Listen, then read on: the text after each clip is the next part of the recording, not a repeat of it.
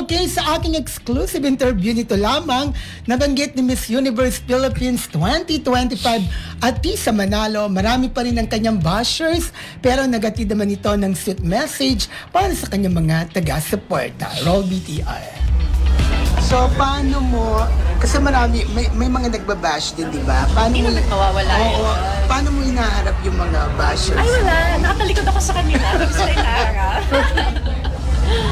Pero yung mga nag-wish naman na positive sa'yo, o ano message mo sa kanila? Well, of course, maraming salamat that you see in me that I can be Miss Universe, and I really appreciate it. Everyone who supports me, it means so much to me. Okay, thank you. Yes, oo, si Atisa Manalo. Oo, ganun ang gawin mo, di ba? Lalo na yung paglaban niya, ngayon pa lang, katakot-takot na bashing ang inaabot niya na kaya siya daw hindi niya mauuwi ang corona ng Miss Universe.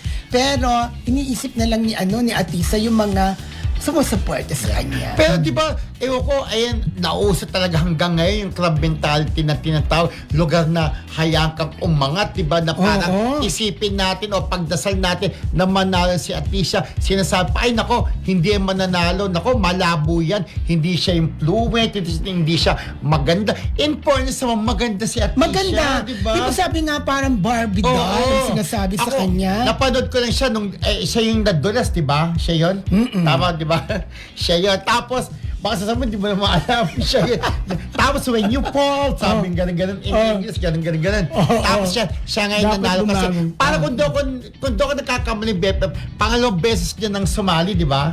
Yes. Pangalawa. Pero yun ang sabi nga, try and try, di ba may kasabihan tayo, try and try until Si you try. Pia, 3 beses, Tatlong diba? beses, pero sa pangatlo, nanalo siya at yun nga, nanalo Miss pa Universe pa, diba? And speaking of Miss Universe, ito ay magaganap sa Impact Challenger Hall in Pakrat, Nantaburi, Thailand on November 21, 2025. At syempre, ipag-pray po natin si Atisa Manalo na makuha po niya ang ikalimang corona ng Miss Universe ng Pilipinas. Yeah, ako naniniwala ko sa makukuha niya, di ba? Pagdasalan po natin, pray harder, kasi karangalan niya ng Pilipinas kapag naiuwi niya yung title, di ba? Kaya wag na po natin babas na si Atisa, nasasabihin na, anak ko, hindi yan mananalo. Wag po,